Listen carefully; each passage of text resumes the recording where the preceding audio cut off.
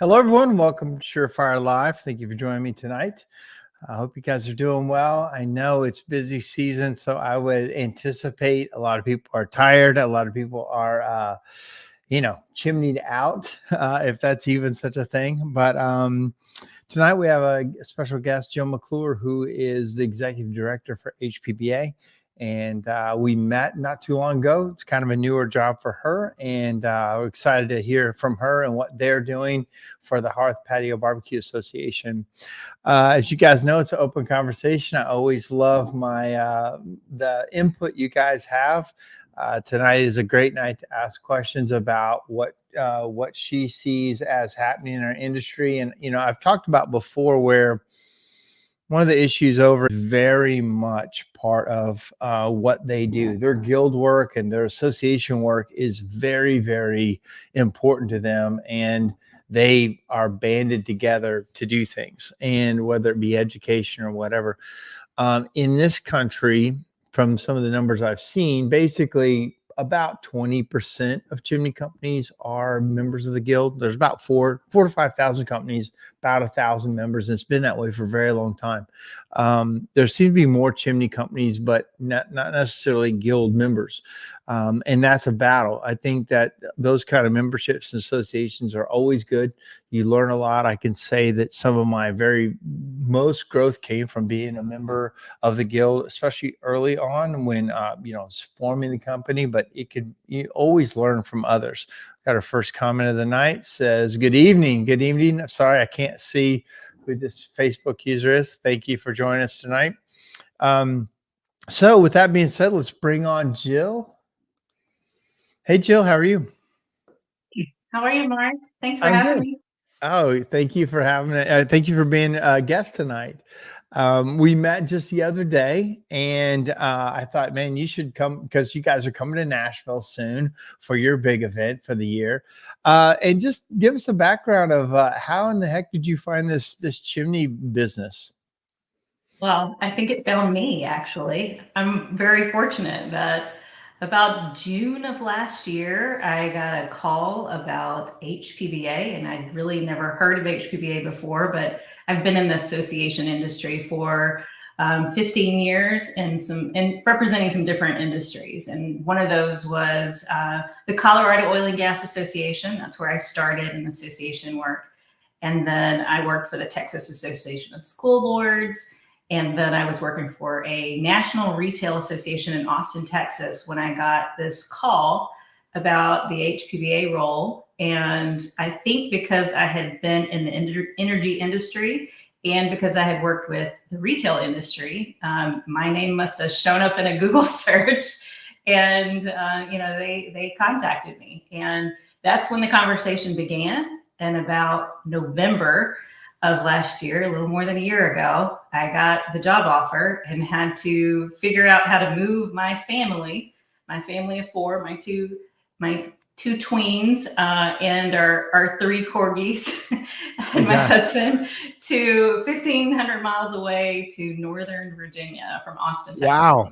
From Austin. So you were all in right then. You're like, I was all in. Yep. This is a job. This is a new place to live, a new city, new surroundings, a great big adventure. And, it actually truly started off as an adventure.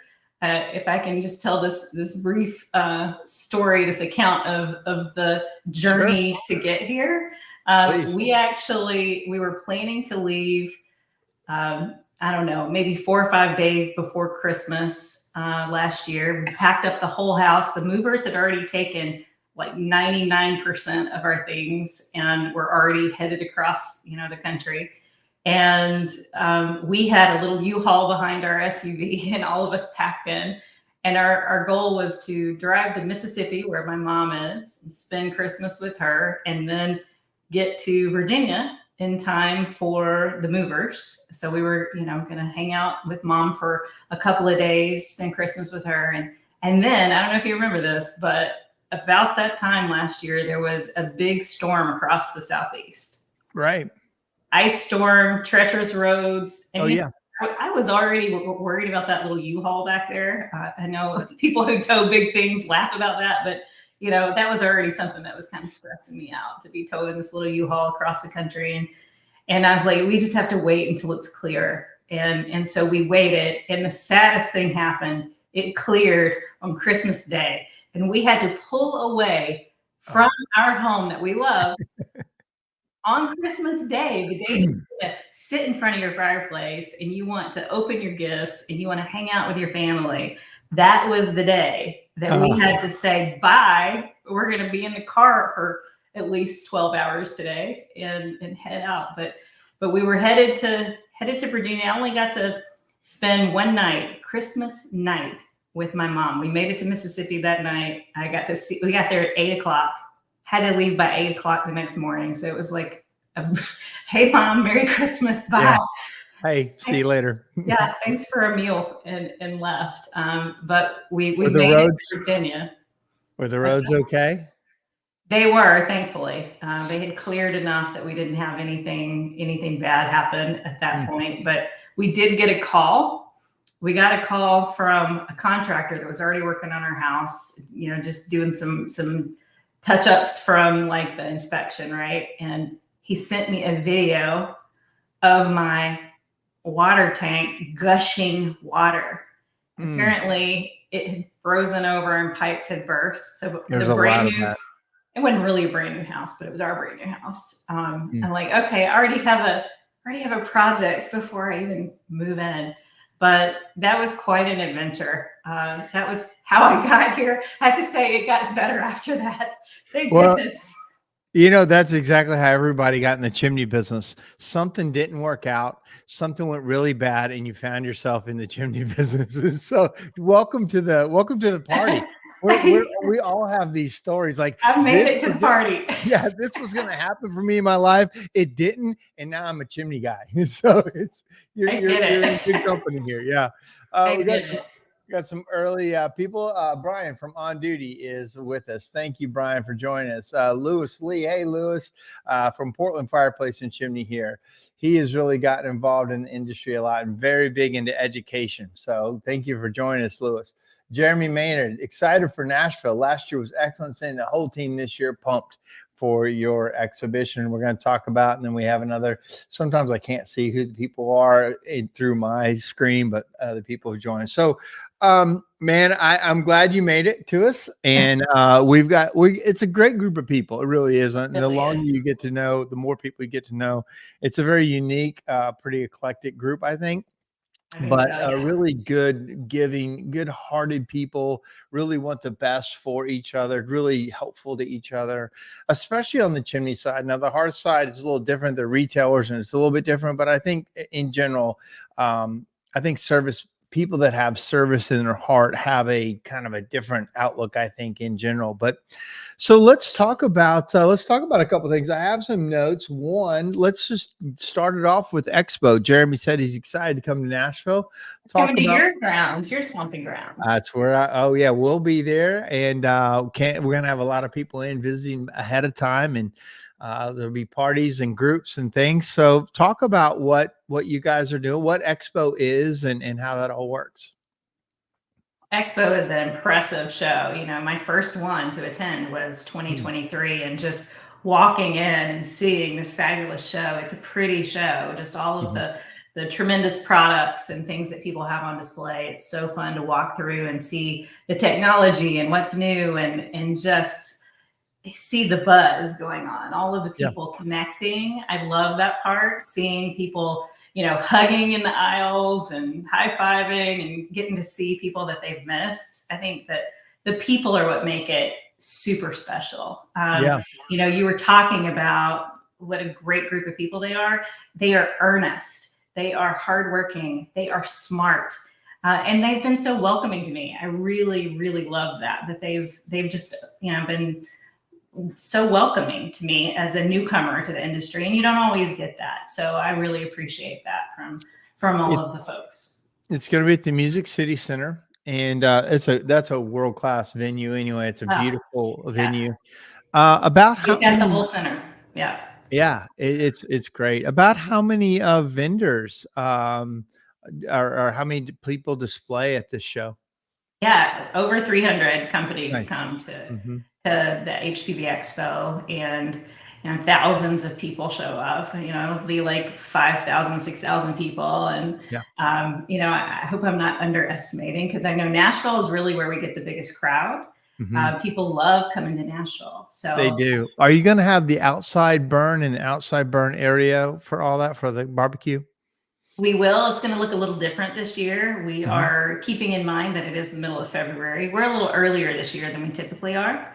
Mhm. So because of that, we are doing more what we're calling a mini burn. So we're having a demonstration day that will be outdoors, and it's giving us some flexibility. So it's the first day, and if for some reason the weather doesn't cooperate, we can scoot that over to the next day. But it gives people an opportunity to do, some grilling out there and have some good food. And so we're excited to offer that as an option. We don't want to completely assume that we're not going to have any good weather the whole time. So we're kind of using this as a flexible option that we can kind of move it if the weather's not cooperating. So, trying to offer what we know people want in that outdoor space, but in a way that we can be flexible with the weather.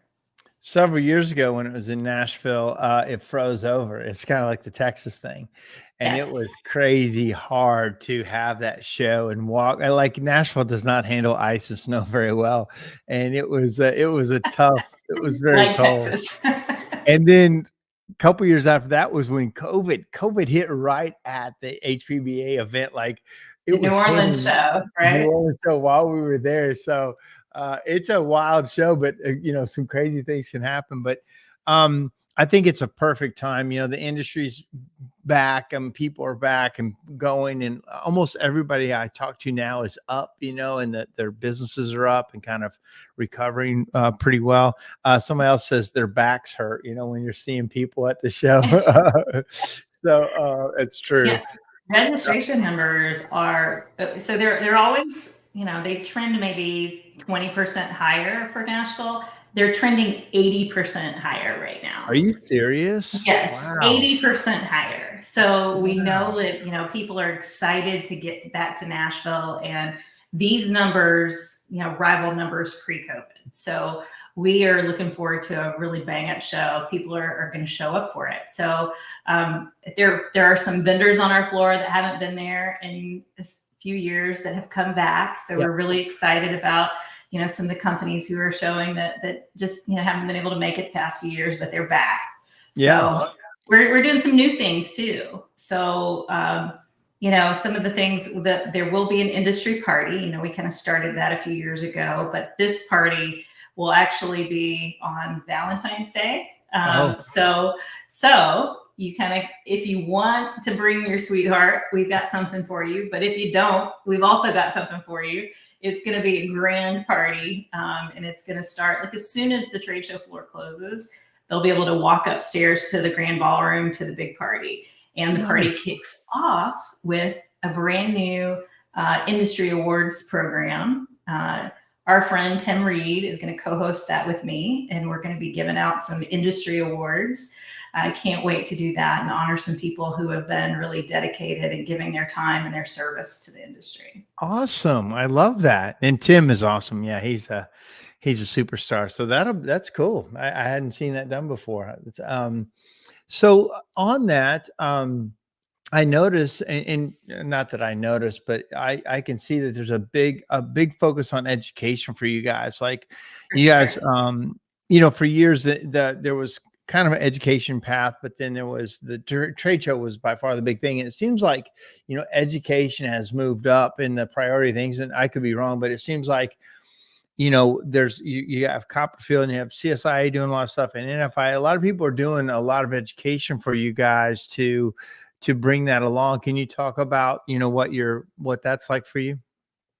Well, I think the exciting thing is because Copperfield is providing generous support, we can offer that for free to the people who are coming to the show. Mhm. So it is part of the badge. So you get free access to it. It's on the floor. So you can go over and go to a session and then come out and walk the shorts, show some more, and do some more visits on the floor. So it provides a lot of flexibility for people to hop into a session and then come back out and walk the floor Yeah. more. So that was, last year was our first year to do it that way. And we got so much great feedback about it. It worked out really well. So we're doing it again this year. Looking forward to having that on the show floor again. And so many great instructors. I know you are one of them. What are you going to do? Tell us about your session. I have 2 sessions. Okay. One of them is how to pay employees. I said, I think the title is Earn Not Given, on how we pay people on performance based and how we pay people in that way. And then the other side is the talk I gave at UBG about the importance of Hearth stores building service-based companies, service-based divisions, how to educate them, how to promote the guys, how to bring that up, because the Hearth industry didn't really focus on service that much. They kind of focused on retail, and they handed the service off. And my argument is, you're missing the gold. You're missing the long-term relationship, the future sales, all the things, the education, and a lot of the income from that. So it's kind of it's not an in-your-face talk, but it's more of like a wake-up talk, because a lot of chimney sweep service companies are really growing quickly, and they're actually outpacing a lot of that kind of thing. And I just think that the Hearth industry needs to see that is, that's where the puck is going, as they say in hockey. Right. It does seem that those two sides of the industry are coming closer and closer together, and there's some merging happening in that. So that's exciting. I mean, service really is the way to build a lifelong relationship with your customer, right? Yeah. And Hearth can teach. A lot of the chimney guys are doing more sales too of appliances. And so we can learn a lot from how Hearth does their thing, and they can learn a lot how we do our thing. And this is such a small business, and we're getting, we're having a lot of pressures from all sides. We need to work together. And it shouldn't be, there's those service guys over there and there's those retail guys over there. We're all in the same. We want to put fire in people's homes safely. Like that is what we all want to do. So we need to work, together, I think. Oh, yeah. Yeah. Absolutely. So in this, is your family coming to Nashville too? Are they going to? My family is not coming to Nashville. My family is going to stay back and take care of the dogs. Nashville is a party. They go to school. They got to Yeah. go to school. It doesn't overlap with like spring break or anything. So, my schedule at the show is so nonstop that I would be no fun. I wouldn't be a good tour guide for them or anything else. Super busy. Yeah. Nashville. Have you been to Nashville in a while? I just was there in July. We did our Yeah. site visit in July, and had one of our board meetings there in July. Had a great time. Pretty good weather when we were there. It was a little steamy. It was a little humid. Nashville's heavy. Yeah. Yeah. Well, So good. I didn't have good hair days when I was there, but Right. I had a good Put time. it up, go with the ball cap. You're good. Let's talk about basically you talked about also the government affairs committee and the leadership thing, and I didn't know really what you were talking about. So can we talk about that? Heck yeah. Let me tell you, because this is something, this has got Mark Stoner written all over it, really. You're the kind of person, and your listeners are the kind of people that we want to have on this Government Affairs Leadership Academy. So this is a program that HPBA puts together. It's actually going through a little bit of an evolution. So it was called GAA, and now it's called GALA, which is L for leadership. It had kind of been a de facto leadership program for the industry. And, we decided, why does it have to be de facto? Why don't we actually build that into the curriculum? So we actually have now some additional sessions that are focused on leadership. They get an opportunity to hear from some of the CEOs and some of the people, leaders, influencers like yourself in the industry are part of the curriculum. And it's a hybrid model now. It has been, all live, 3 days straight, coming to DC. That's one of the older versions of it. But this one is a hybrid where it has an in-person component that starts at HPB Expo and ends at HPB Expo. And then in between, It has some of the virtual like video conference type sessions, but then it also will have a visit to Washington, D.C., where you can actually go and meet with your legislators. Part of what we do in this curriculum is teach people about the issues that are going to affect their business. So, you know, for the people who are starting to hear that, hey, these, you know, gas bans and different issues are starting, building codes, things like that are starting to impact your business, learning how to talk about them with your local officials, learning about the messaging of how you can actually advocate for your business and for the industry. That's what this teaches. This program is about the government affairs piece, and we all need to be spokespeople for this industry so that we can educate our lawmakers, so that we can educate the people who are over the codes in our area. We need to be able to talk the talk and make sure that we educate them about the safety aspect of the business. We need to be able to educate them on having energy choice, why it's important that we have you know, a backup to the utility grid that may fail you. So we have to talk be able about to, that. I mean, that happened in Texas, right? I have my own personal story about the 2019 the grid failure that happened. I mean, it was sort of a laughing thing on the news. Oh, there's Texas, you know, that didn't have their act together when it comes to their utility grid. But it was also a very sad thing. There were 246 people that died in the state of Texas, and most of them from hypothermia. This isn't just about, you know, a pretty fireplace that's decorative. We like that part too. But it's also about heating homes and having that backup source of heat, having that backup source to cook your food when you're in an ice storm. So, you know, my family was trapped at home for 10 days and didn't have power. And if we had not just buried a huge propane tank in our backyard and gotten a new gas stove and had our logs with it, with propane, we wouldn't have had those things. We wouldn't have had heat, and we wouldn't have had food other than maybe cranking open a can of beans or something. You know, that's what got us through that storm. And it really was kind of scary. We were fortunate that we had, you know, these things, but so many people didn't. And it really was a deadly storm, a deadly blackout for the state of Texas. So, you know, we're hearing about those stories more and more about the grid failures, and we have to remember that people need a backup source. So I will tell you, when I was moving to Virginia and looking at houses here, I wouldn't even look at a house that didn't have gas because of that experience that I had in Texas. I was like, and you know, we have worse weather here than we did in Texas. So there was no way I was going to buy a new house if it didn't have, you know, natural gas, you know, available. So yeah, so now I got it. Yeah, that's so true. We had some great comments here. I can't tell who this was. Whoever said this was a GAA grad a number of years ago. Great experience. And if you don't mind, let me know who that is. And then Lewis said, he's with Portland Fireplace. He said, it's about survival and it's about the spirit of the family at the hearth. And that's so true. I mean, that's what our memories are. And that's what, you know, of all the things in the house to gather around, one's the kitchen, but two's the fireplace, right? There's the dining room table and the fireplace are, if we do it right, those are memories that we all have as a warm and as a good thing, right? And then here, Texas made the case for our industry being an essential industry, right?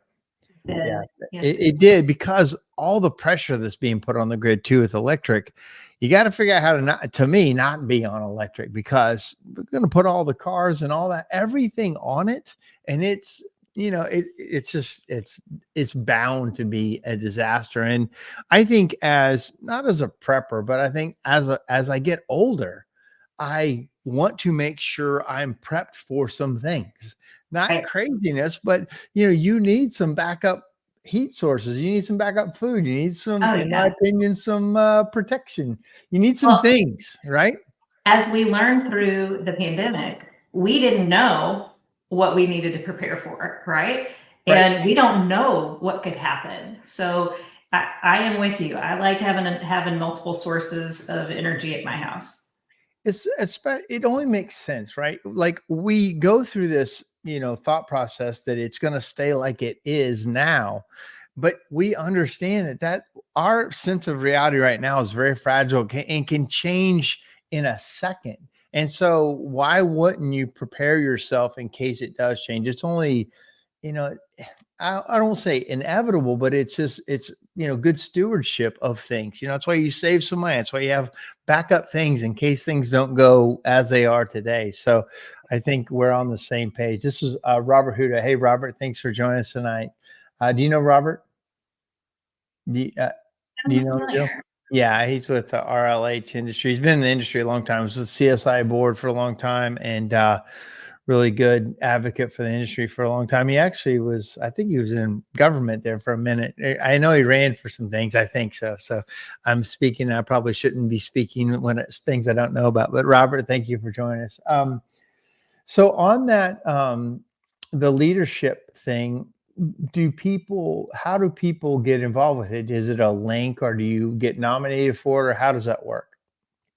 Well, the applications are open right now, and they're only open until December 15th or until it fills up. And we still have, I think we may have 8 more slots left right now.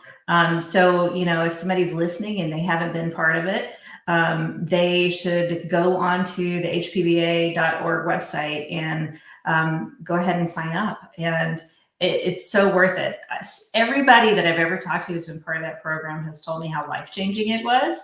I mean, that sounds like pretty dramatic for some kind of professional program, right? But, it's also done in a cohort. So it's not just, the value of seeing a webinar. It's the value of the relationships you're building in the cohort. And you do have these touch points in person where you really get to do that. At Expo in the beginning and the end, and then again in DC when you do that. And there's nothing like being part of the legislative process when you go to Washington and you meet with one of your lawmakers. Like, there's nothing like that, to actually get in there, and meet people, shake hands, talk about your day-to-day of your industry, talk about your mindset as a small business owner and about what's affecting you as a small business owner. You have a voice. Mm-hmm. So, that's part of this also, is learning how to message with your legislators, learning how to give testimony. All of these things are part of this curriculum. And I think it really is life-changing for people who've been through it. Sounds like it. It sounds like a great program. Man, that's the last thing I need to do is get into politics now, but I don't know. I think you're the type. God. Yeah, but I'm going to check that out. I appreciate you bringing that up, and I will look into that. How long is the program, did you say? A year? Begins and ends at Expo. So it'll begin in Nashville in February. It'll end in New Orleans in March. So it's not every month. There are a few months in the busy season that we skip, but it's about a couple of hours a month for the virtual pieces, and then those 3 pieces that are actually in person are at Expo, and then the DC trip. So next year is going to be in New Orleans again? Next year will be in New Orleans. Yeah. That's after Nashville, we'll be in New Orleans. And then apparently this industry likes to party. Those are the cities that people really love. We like to party, but we're not like late. Like we'll party hard early, and then 10 o'clock it's kind of over. But if we start partying too long, I think fights break out. But know when to go home, know when to go in. Yeah. Before the fights break out. Well, have you ever been to the National Chimney Sweep Guild show or any of the other industry shows that we have? I have not yet, but I'm looking at going to a lot of shows this next year. I have the International Builder Show will be the next show that I go to after Expo. I'll be going to a lot of the HPBA affiliate events this year because we have so many new benefits to members that we're offering, especially to the retailers and service companies that I'll be talking about. So I'll be kind of doing a little bit of a roadshow to the affiliate meetings and sharing some of these awesome benefits of membership that are new to HPBA members. Would you want to talk about those now, or do you have those? Yeah, I can talk about a few of those. So we'll be doing some webinars that are geared toward your business. So things like SEO and social media, also some HR related things. Another thing that we're launching now is an employment law hotline. So I think one of the things that gets small business owners in trouble quickly is around employment law. And, wrongful termination suit of that, any kind of thing like that can really derail a small company. So we are launching an employment law hotline, and they can call and talk to an attorney, or actually they submit a question and we have the attorney call them or send them an answer back to just try to guide them to hopefully not get themselves into any litigation. So I think that alone is worth the dues for HPBA, is having access to that. Not everybody has an attorney on retainer. We understand that, and especially for small business owners, I think it's really important that they have access to that advice.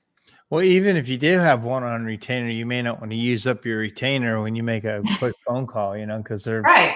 charging you. So that's a great benefit. If you are a member of a HPBA affiliate, as a service company, then you also get, up to 5 passes to go to Expo. So that is one of your benefits. And we have a lot of benefits that we're pulling together that we are adding value to the membership in HPBA. Nice.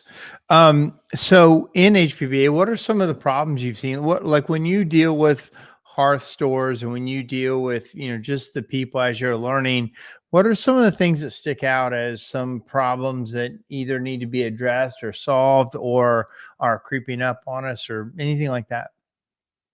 So I think the things that I hear regularly from the small business owners, one is staffing. Staffing seems to be like everybody's #1 issue right now.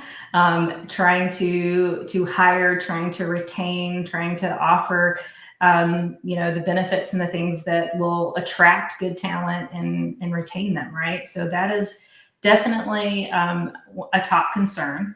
I think keeping up with marketing and keeping up with changes in technology and social media, that's another struggle.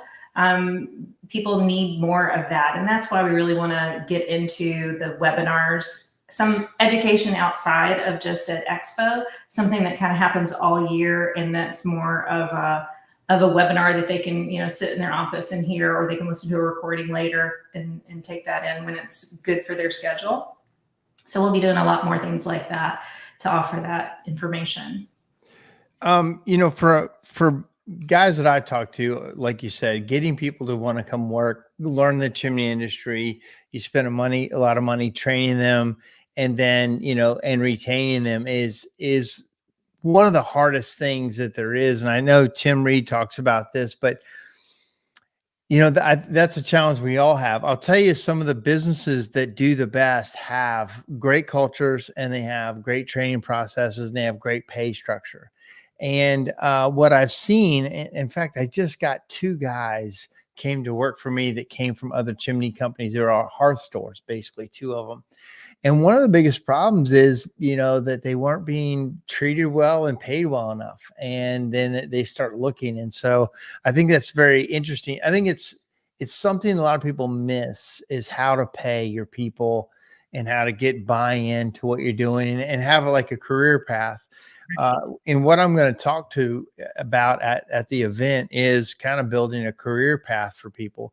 And not everybody wants it or will do it. I mean, I've been frustrated with employees as much as anybody, but I think in the Hearth industry, especially when you're learning the service side of it, I mean, nobody just wants to be a service tech forever. I mean, some people do, but they want to have some kind of a path, So I think that's what I'm excited to talk to the industry about.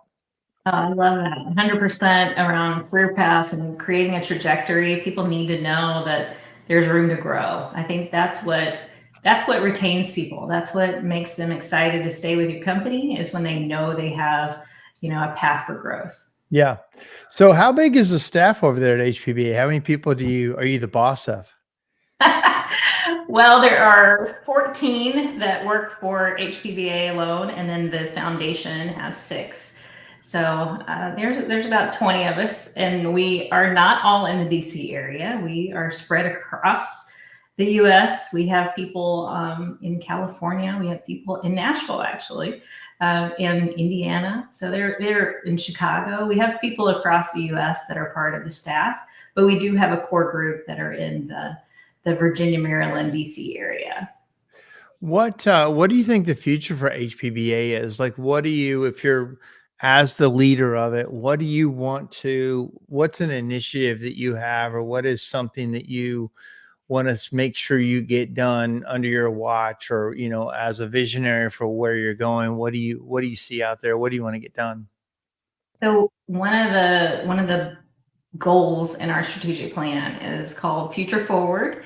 And it's about becoming more future forward and thinking about things not in terms of just being reactive to what's happening right now, but really having a vision for what might this industry be like 10 years from now, and how are we going to build the association that supports that supports the members of the future, not just the members of today.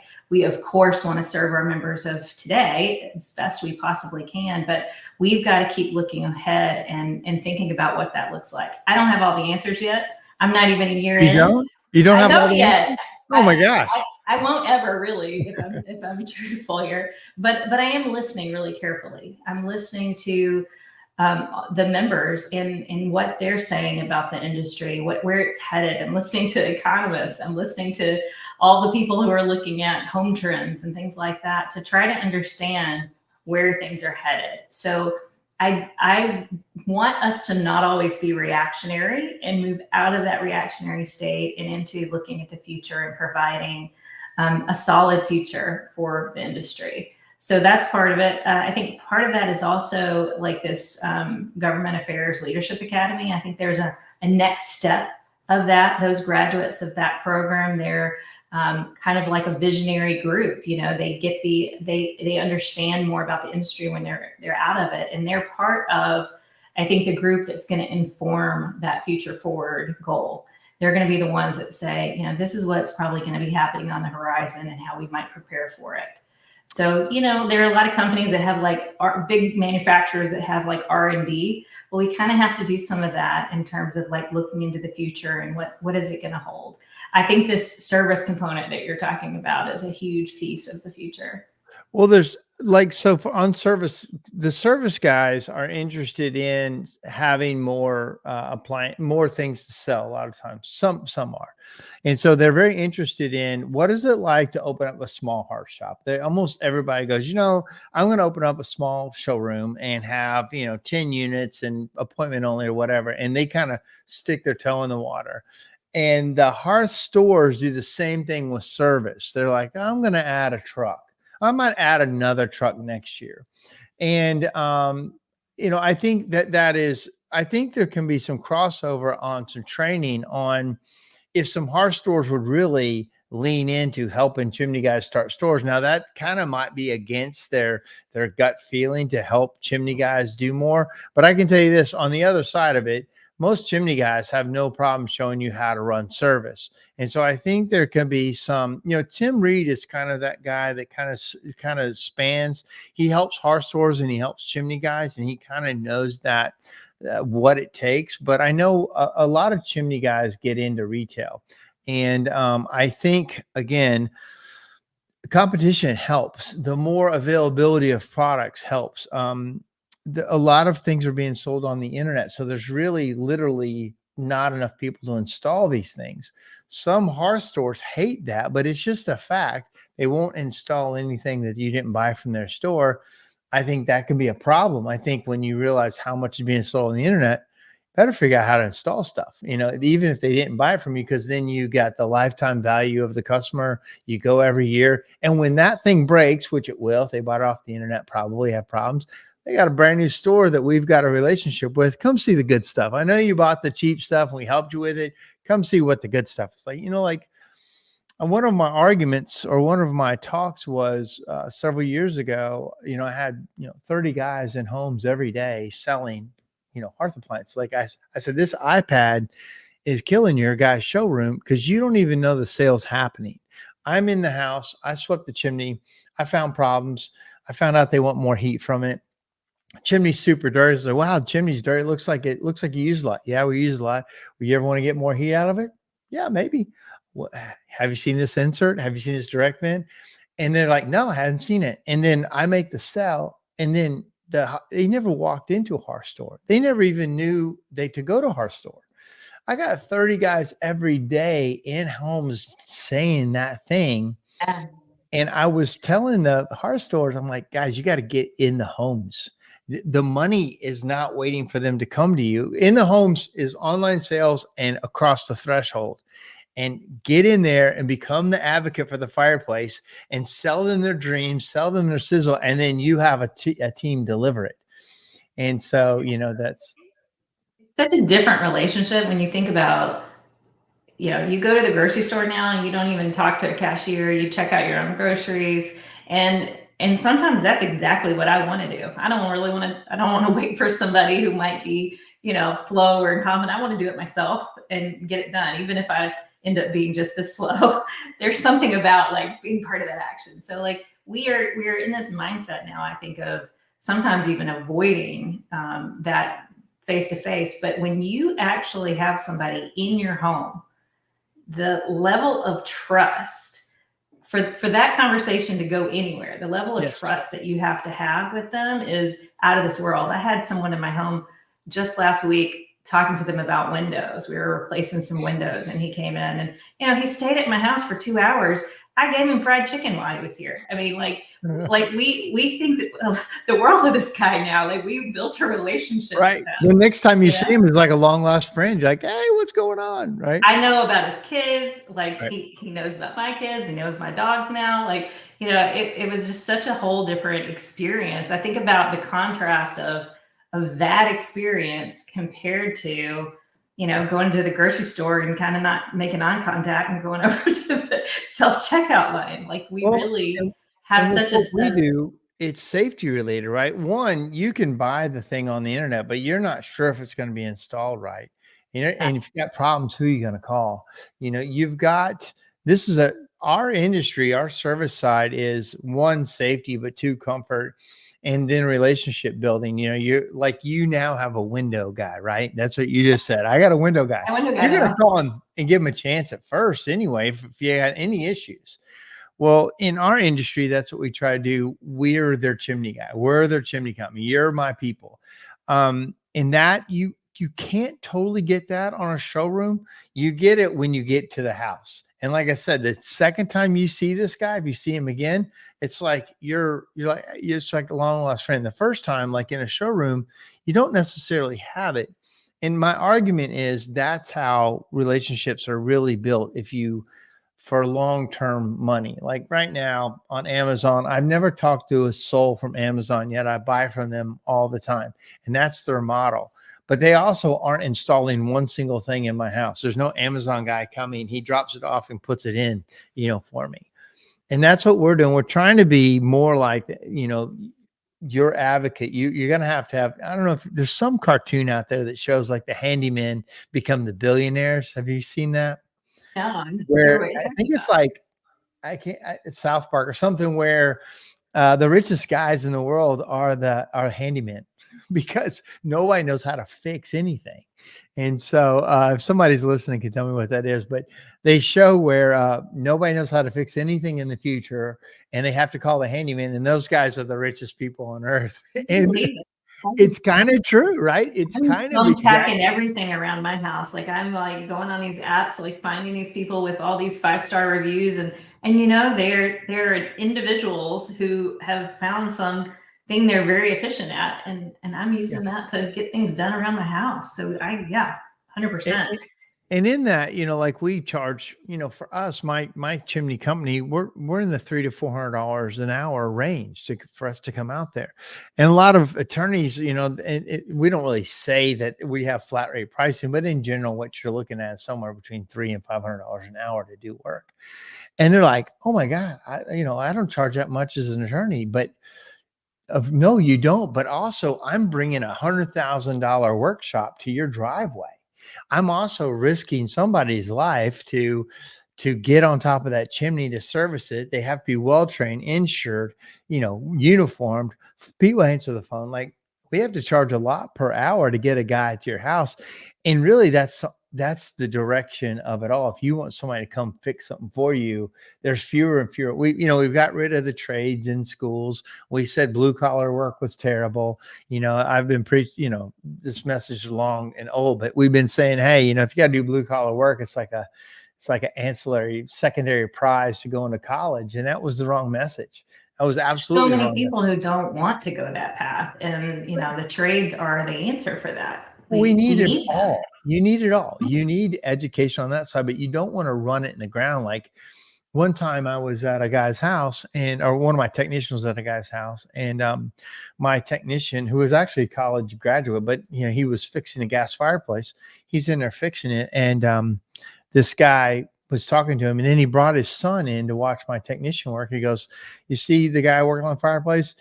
That's what happens if you don't go to school and get good grades." Like right in front of me. Oh no.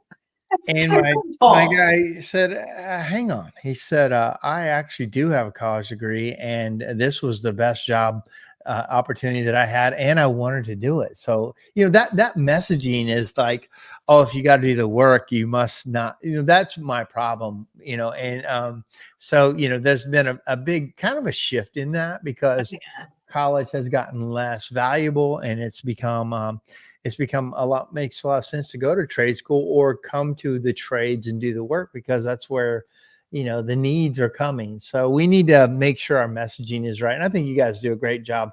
We're on the same side of that, but how do you get to the younger people and get them excited in the trades too? That's a challenge that we both education and you guys need to kind of understand as well. Like, this is cool work. You get to play with fire and build stuff.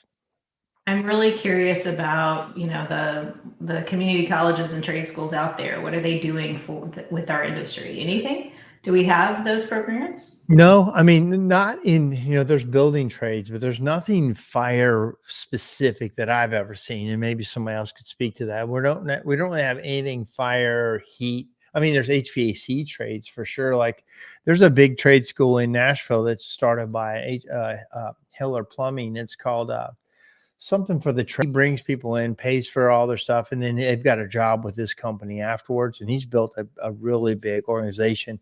The state of Tennessee also has 2 years free college, and it's not just trades, but we have a program actually through the lottery where you get 2 years free college, but it is pretty heavy trades benefit that way too. So I think there's some messaging that we can get out there to help people. I know at CSIA we've been looking at some types of programs so that we bring people in and then they're ready for a job with another chimney company. That's a tough program to put together, but I think Like with enough mind, yeah, it's like an apprenticeship where you come through the school, you're ready, and then you put out there that I'm this certified or I'm that qualified, and then people will hire you and basically pay the school back, to hire a trained person.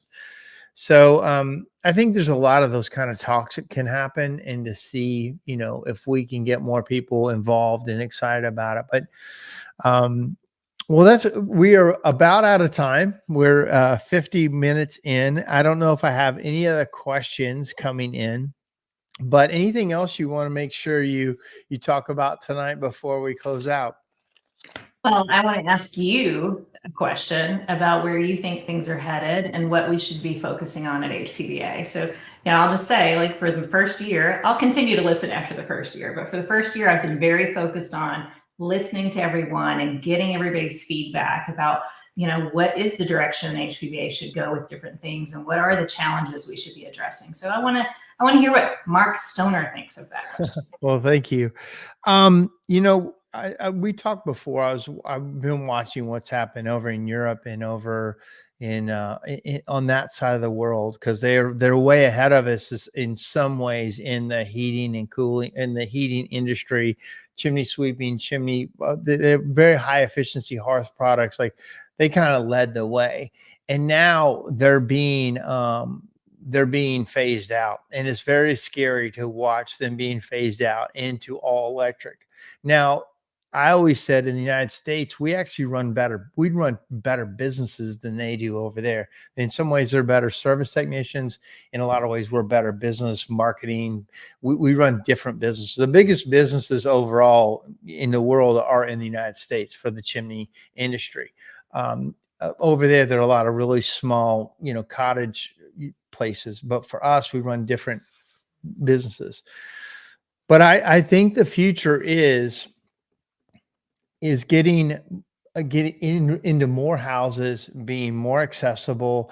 Like right now, if you call a chimney company or hearth store and you want something done, you're waiting months to get it done. I think that's terrible. I think it's terrible that customers want something done. And if I go to a hearth store today, they'd be lucky to install it by February. If a lot of chimney guys are booked out through the first of the year or for into February. And I think we are not a very reactive, very on top of it like other trades are. And I think then when we go to the house, we're going to tell you your chimney is wrecked and it's $10,000.